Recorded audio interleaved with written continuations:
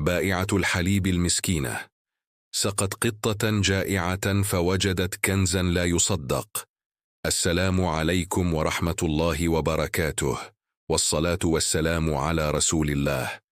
كانت فاطمة بائعة حليب فقيرة تعيش في قرية نائية تحت سفح جبل عال.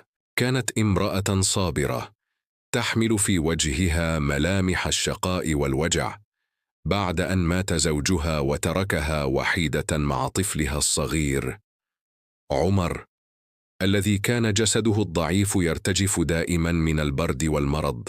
كان بيت فاطمة عبارة عن غرفة صغيرة متهالكة، سقفها من جذوع النخل التي لا تحمي من مطر الشتاء ولا من حر الصيف. كانت تستيقظ كل يوم قبل بزوغ الفجر، تحلب شاتها الهزيلة، ثم تحمل إناء الحليب الثقيل على رأسها، وتمشي مسافات طويلة إلى السوق لتبيع ما جمعت. كان همها الوحيد هو تأمين ثمن الدواء لطفلها ورغيف خبز يسد جوعهما في آخر الليل. في أحد الأيام شديدة القيظ عادت فاطمة من السوق منكسرة الخاطر، تجر قدميها من شدة التعب. لم تبع في ذلك اليوم سوى كوب واحد من الحليب، وبقي الإناء شبه ممتلئ، لكن الحليب كان قد بدأ يفسد بسبب الحر. كانت دموعها تتحجر في عينيها وهي تفكر في طفلها الذي ينتظرها جائعا في البيت. وصلت فاطمة إلى عتبة دارها، وبينما كانت تضع الإناء على الأرض لتستريح، سمعت صوت مواء خافت وضعيف. التفتت خلفها فرأت قطة سوداء هزيلة جدا، عظمها بارز تحت جلدها، وعيناها تغوصان في وجهها من الجوع والعطش. كانت القطة تنظر إلى إناء الحليب ثم إلى عيني فاطمة بنظرة استعطاف تذيب الصخر. وقفت فاطمة حائرة، كانت تعلم أن هذا الحليب هو كل ما تملك، وربما لو غلته قليلا لاستطاعت أن تطعم به طفلها بدلا من الخبز الذي عجزت عن شرائه. لكن نظرة القطة كانت سهما أصاب قلبها الرحيم. نظرت إلى السماء وتمتمت بكلمات خافتة، ثم حسمت أمرها. أخذت وعاء خشبيا صغيرا وسكبت فيه كل ما تبقى من الحليب الصالح للشرب، ووضعته أمام القطة المسكينة. أقبلت القطة على الحليب بنهم شديد، وكأنها لم تذق طعاما منذ أيام. جلست فاطمة تراقبها وهي تمسح دمعة سقطت على خدها، تفكر كيف ستواجه جوع ليلتها. عندما انتهت القطة من الشرب، نظرت إلى فاطمة نظرة طويلة وغريبة، ثم اختفت بين الأزقة بسرعة البرق. تنهدت فاطمة ومدت يدها لتأخذ الوعاء الفارغ، وهنا كانت الصدمة. لم يكن الوعاء فارغا تماما. في قاع الوعاء الخشبي حيث كان بقايا الحليب الأبيض، كان هناك شيء يلمع ببريق أصفر خاطف. ظنت في البداية أنها مجرد حصاة أو قطعة زجاج عكست ضوء الشمس، لكن عندما أمسكت بها شعرت بثقلها وملمسها الناعم. إنها عملة نقدية لم تر مثلها من قبل، دينار من ذهب خالص. قبل أن نكمل تفاصيل قصتنا، وماذا ستفعل فاطمة بهذا الكنز، وكيف سيتدخل الجار الطماع، أود أن أعرف من أي مكان تتابعون قصصنا، وهل تؤمنون بأن الحيوانات قد تكون سببا في رزق الإنسان؟ وقفت فاطمة في وسط غرفتها الضيقة، وقد عقدت الدهشة لسانها وشلت حركتها تماما. كانت تقلب الدينار الذهبي بين أصابعها المرتعشة، تتأمل نقوشه القديمة التي لم تر مثلها في زمنها هذا. لم تصدق أن قطة عابرة قد تركت لها ثمن قوت شهر كامل مقابل جرعة حليب. ظنت لوهلة أنها تحلم أو أن الحمى قد أصابت عقلها من التعب، لكن بريق الذهب تحت ضوء السراج الخافت كان حقيقة لا ريب فيها. في صباح اليوم التالي وبخطى مترددة ذهبت فاطمة إلى صائغ عجوز في أطراف المدينة بعيدا عن أعين الفضوليين في قريتها. عندما فحص الصائغ القطعة نظر إليها باستغراب شديد وأخبرها أن هذا الذهب نقي وقديم جدا، وأعطاها مقابله مالا وفيرا لم تمسك مثله في حياتها قط. عادت فاطمة إلى بيتها محملة بالدواء لطفلها المريض وبأكياس الدقيق واللحم والخضار، وقد غمرت الفرحة قلبها المكلوم. ومع غروب شمس ذلك اليوم، وبينما كانت فاطمة تجلس عند الباب تنتظر بقلب يخفق بشدة، ظهرت القطة السوداء مجددا من بين الظلال. كانت تمشي بهدوء وثقة، وتوجهت مباشرة إلى الإناء الخشبي الذي جهزته فاطمة وملأته بأطيب الحليب. شربت القطة حتى ارتوت، ثم رفعت رأسها ورمقت فاطمة بنفس النظرة العميقة وغادرت دون صوت. وكما حدث في المرة الأولى، وجدت فاطمة دينارا ذهبيا آخر يلمع في قاع الإناء الفارغ. تكرر هذا المشهد يوميا. أصبحت القطة زائر الخير الذي ينتظره البيت كل مغرب. تحسنت أحوال فاطمة بشكل ملحوظ. رممت سقف بيتها المتهالك، واشترت أثاثا بسيطا يقيهم برد الشتاء. وعادت الصحة والعافية لوجه طفلها الصغير عمر بعد أن توفر له الغذاء والدواء. لكن فاطمة كانت حكيمة وحذرة، فلم تظهر النعمة بشكل مبالغ فيه خوفا من ألسنة الناس وحسد الجيران. لكن الرياح لا تجري دائما كما تشتهي السفن. ففي البيت الملاصق لبيت فاطمة كان يعيش رجل يدعى جابر. كان جابر رجلا عبوس الوجه قاسي القلب، يعيش وحيدا بعد أن هجره أهله لسوء طباعه وشدة بخله. كان جابر يقضي يومه في مراقبة الناس وحسدهم على أرزاقهم، وكان أكثر ما يزعجه هو أن يرى جارته الأرملة الفقيرة قد بدأت حياتها تتغير. لاحظ جابر رائحة الطهي الزكية التي تنبعث من بيت فاطمة كل مساء، ورأى الثياب الجديدة النظيفة التي يرتديها طفلها عمر. اشتعلت نار الشك والفضول في صدره الأسود. كيف لبائعة حليب لا تكاد تجد قوت يومها أن تعيش في هذا الرغد المفاجئ؟ هل ورثت كنزا أم أنها وقعت على جرة من المال؟ قرر جابر أن يكشف السر مهما كلفه الأمر. في إحدى الليالي صعد خلسة فوق سور بيته المطل على فناء دار فاطمة، واختبأ بين أغصان شجرة يابسة يراقب بعيني صقر يتربص بفريسته. انتظر ساعات طويلة حتى حل المغرب، وفجأة رأى المشهد الذي أذهل عقله. رأى فاطمة تخرج وتضع إناء الحليب، ورأى تلك القطة السوداء تأتي من حيث لا يدري. راقب القطة وهي تشرب، لكن ما حدث بعد ذلك جعل عينيه تكادان تخرجان من محجريهما. لقد رأى بريق الذهب وهو يسقط في الإناء بعد رحيل القطة، ورأى فرحة فاطمة وهي تأخذ الدينار. اهتز جسد جابر من الطمع والجشع. لم ير في القطة روحا جائعة ساقها الله لرزق الأرملة، بل رأى فيها ماكينة ذهب يجب أن يمتلكها لنفسه فقط. همس لنفسه بصوت يفوح شرا: هذه القطة ليست حيوانا عاديا، إنها ملكي أنا أولى بالذهب من تلك المرأة الضعيفة. وبدأ عقله الشيطاني يرسم خطة خبيثة لخطف مصدر الرزق دون أن يعلم أنه يحفر قبره بيده. قضى جابر ليلته يتقلب على فراشه كالملسوع. صورة الدينار الذهبي لا تفارق خياله. لم يعد يسمع سوى صوت الطمع الذي يهمس له بأن الثراء الفاحش بات على بعد خطوة واحدة.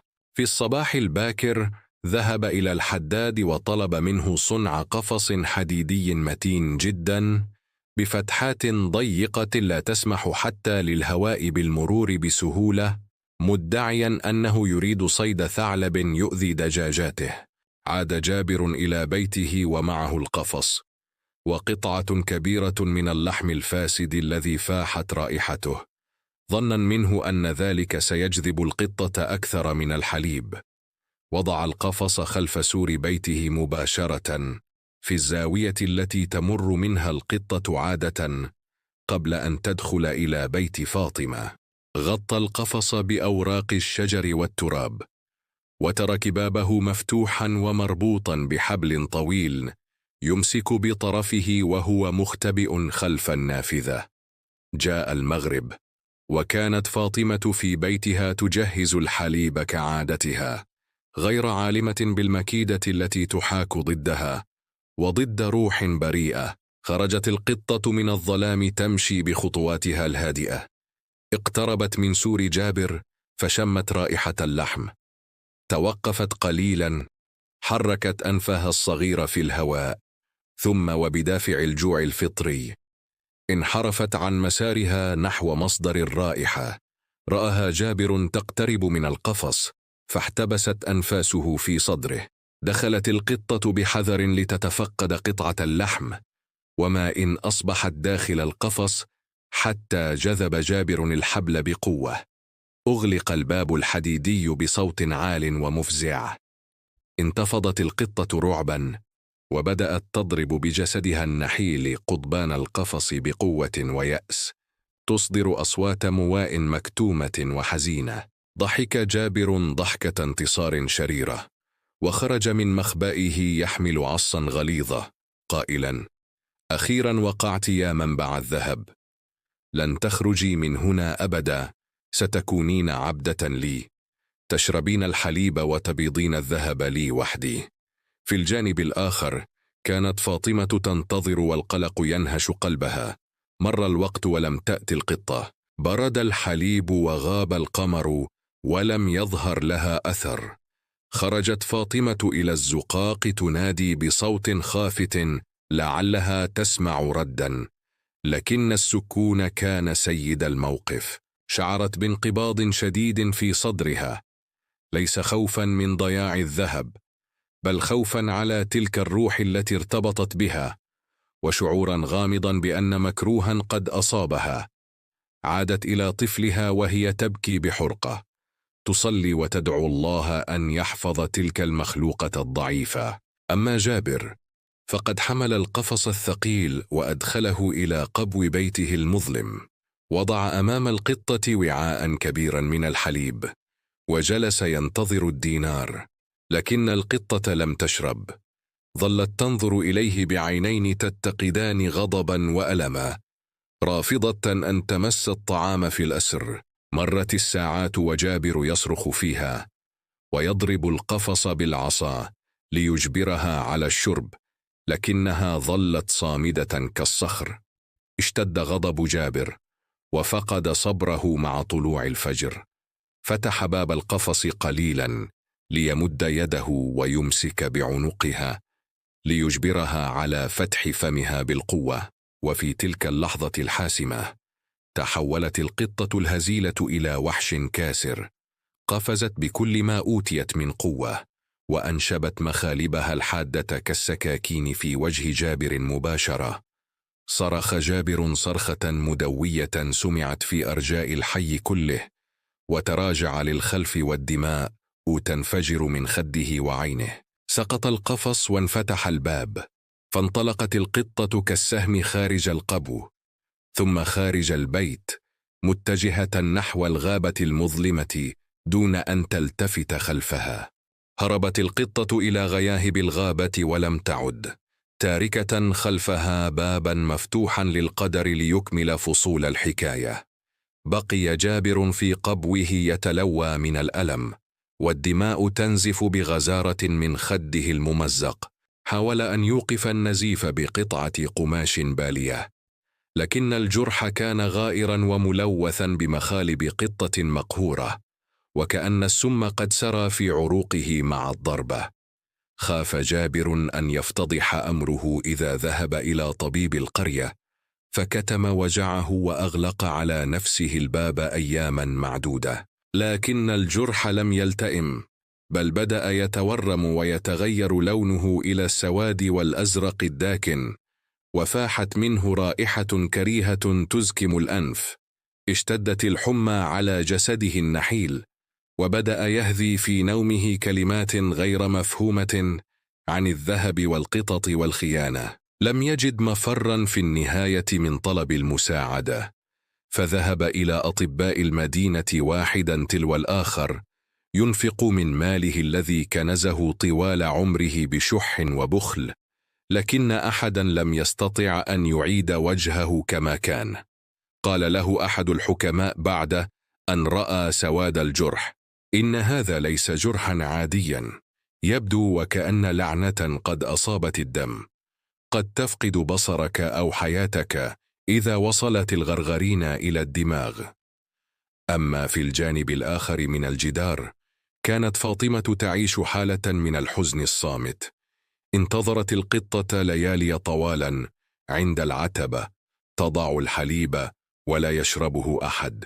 أدركت بقلبها المؤمن أن تلك الآية قد رفعت، وأن صاحبة السر قد غادرت دون رجعة.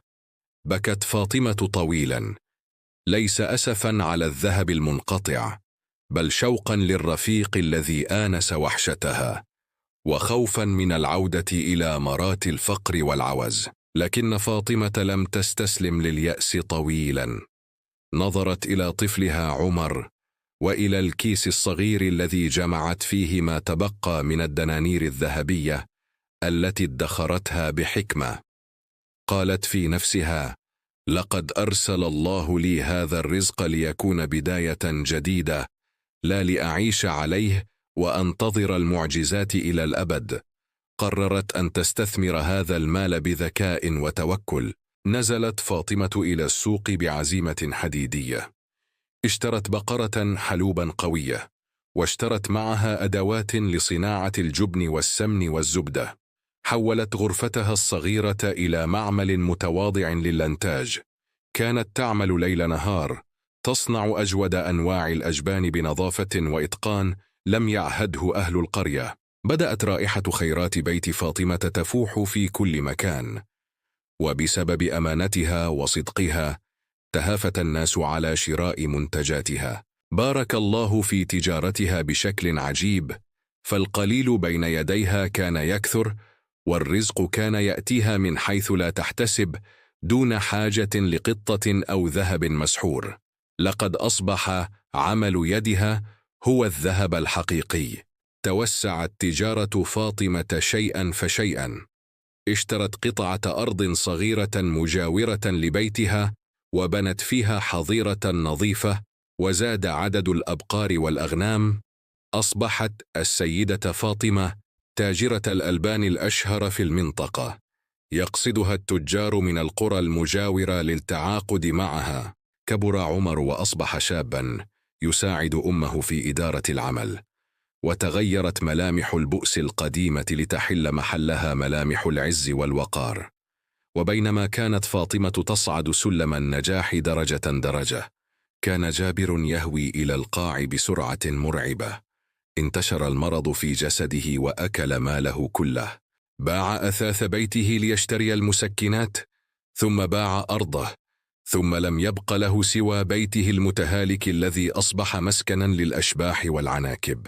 تشوه وجهه تماما، فأصبح يخجل من مقابلة الناس، وعاش منبوذا وحيدا، يتجرع كأس الندم والحسرة كل لحظة.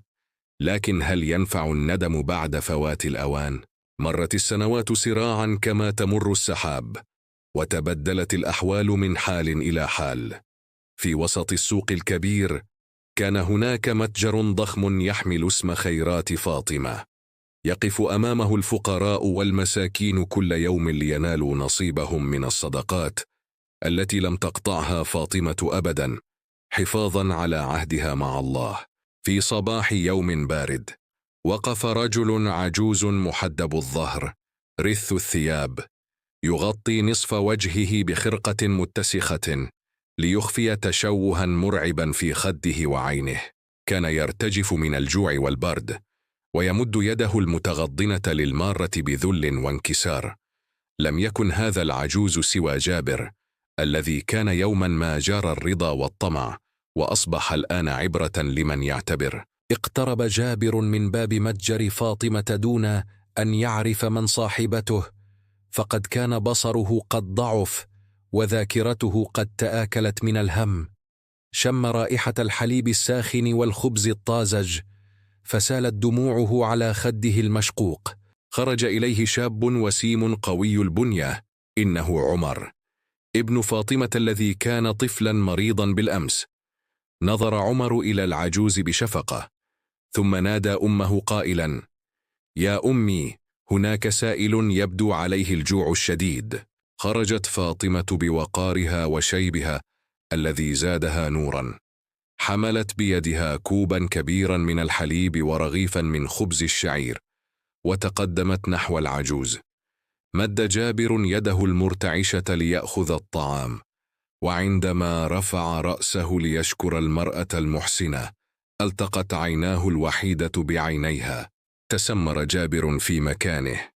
رغم مرور السنين عرف تلك النظرة الطيبة، إنها فاطمة، بائعة الحليب التي حاول سرقة رزقها وقتل قطتها.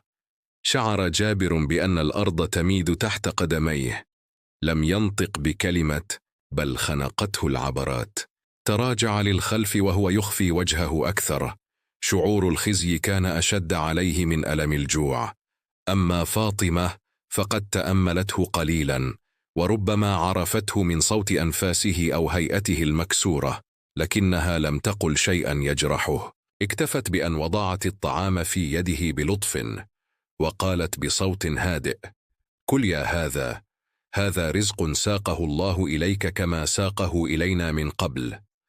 أخذ جابر الحليب وجلس بعيدا يبكي بكاء الطفل الصغير. تذكر كيف حبس القطة ليمنع الخير عن غيره، فحرمه الله من الخير كله، وكيف بذلت فاطمة القليل الذي تملكه لتطعم حيوانا، فأعطاها الله الكثير الذي لا ينفد. نظر إلى كوب الحليب في يده، نفس الحليب الذي كان يطمع فيه، هو الآن صدقة تتفضل بها عليه من أراد ظلمها. هكذا انتهت الحكاية. انتصر القلب الرحيم بالصدقة والصبر، وهوى القلب الجشع في بئر الحسد والمرض. وبقيت قصة بائعة الحليب والقطة درسا تتناقله الأجيال، يخبرنا أن ما عند الله لا ينال إلا بطاعته، وأن من يرحم من في الأرض يرحمه من في السماء.